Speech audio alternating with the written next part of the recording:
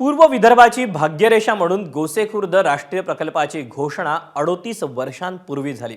1988 सालानंतर पहिल्यांदाच हा प्रकल्प पूर्ण क्षमतेने भरल्याचा आनंद सध्या साजरा होतोय खरा, पण या आनंदात त्या मंडळींची व्यथा झाकोळली जाते जी मंडळी गेल्या 38 वर्षांपासून पुनर्वसनाच्या प्रतीक्षेत आहे। या प्रकल्पासाठी ज्यांनी घरं, शेती, गावं दिली त्या प्रकल्पग्रस्तांच्या नशिबी आजही फक्त संघर्षच आहे। एकीकडे 38 वर्षांनंतर धरणाचा 100% जलसाठाचा जो टप्पा आहे तो ओलांडलाय, तर दुसरीकडे प्रकल्पग्रस्तांचे प्रश्न अजूनही भिजत घोंगड बनून राहिलेत। याचा आढावा घेणारा हा स्पेशल रिपोर्ट। विदर्भाची भाग्यरेषा मानल्या जाणाऱ्या गोसेखुर्द प्रकल्पाची ही नयनरम्य दृश्य।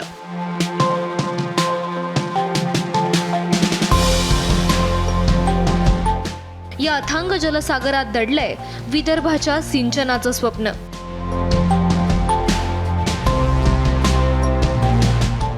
पण या स्वप्नपूर्तीसाठी प्रतीक्षा करावी लागली आहे तब्बल 38 वर्षांची।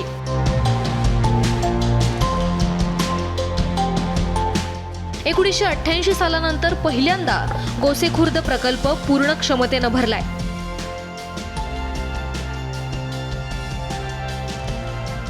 एकीकडे हा प्रकल्प भरल्याचा आनंद आहे, तर दुसरीकडे या प्रकल्प बाधितांच्या पुनर्वसनाची जखम अजूनही ताजी आहे। गोसेखुर्द प्रकल्पाच्या या निळ्याशार पाण्याखाली शेकडो गावांचं अस्तित्व गाडलं गेलंय।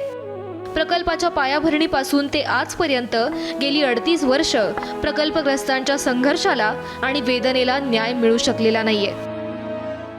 कारण रोखलं गेलं, पाणी 100% पूर्ण झालं। शासन खूप सांगितलं जाते, प्रशासन म्हणतंय की आम्ही जो केलेला कार्य खूप मोठा आहे, पण तो निकृष्ट आहे हे आणि कामाचं नाही। कारण अजूनही हजारो शेतकऱ्यांना अजूनही शेतीचे पैसे मिळालेले नाहीत।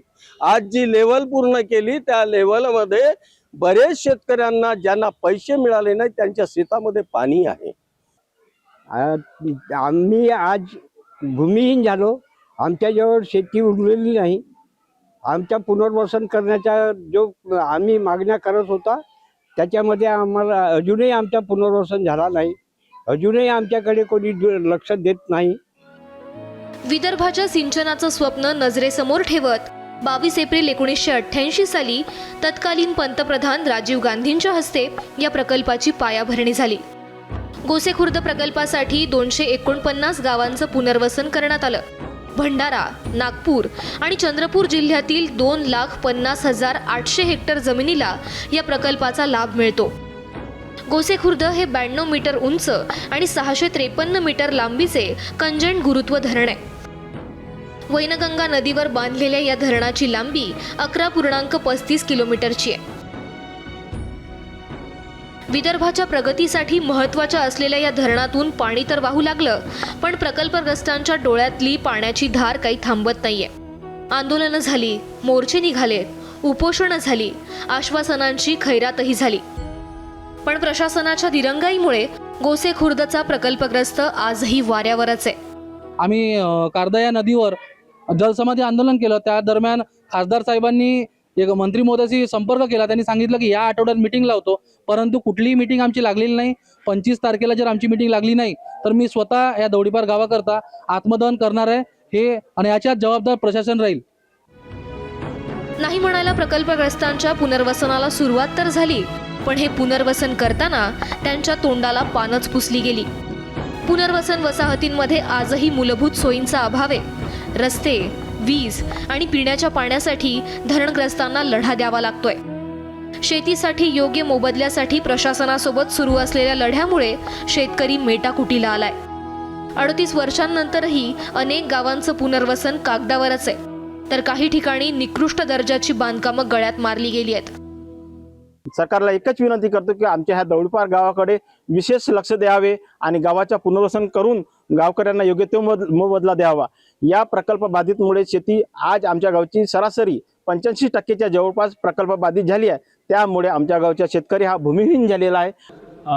या प्रकल्पाच्या माध्यमातून चंद्रपूर, नागपूर, भंडारा, गडचिरोली आणि ही जी काही जिल्हे आहेत यांच्या सिंचनाचा प्रश्न सगळ्यात पहिले मार्गी निघणार आहे।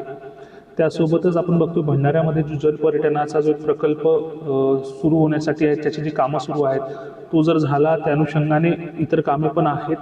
इत्यादी विकासात्मक या सगळ्याच गोष्टींसाठी हा प्रकल्प अत्यंत महत्त्वाचा ठरलेला आहे. गोसेखुर्द प्रकल्पग्रस्तांचं भिजत घोंगडं कायम असतानाच धरणाच्या बॅकवॉटरमुळे हैराण झालेल्या शेतकऱ्यांच्या व्यथाही अस्वस्थ करणाऱ्या आहेत. बॅकवॉटरमुळे होणारं पिकांचं नुकसान टाळण्यासाठी प्रशासनाने जमीन अधिग्रहित करण्याची मागणी गेल्या अनेक वर्षांपासून होतीये. यंदा अखेरीस जिल्हाधिकारी सावंत कुमार यांनी बॅकवॉटरचा फटका बसणाऱ्या शेतीचं ड्रोन सर्वेक्षण सुरू केलंय.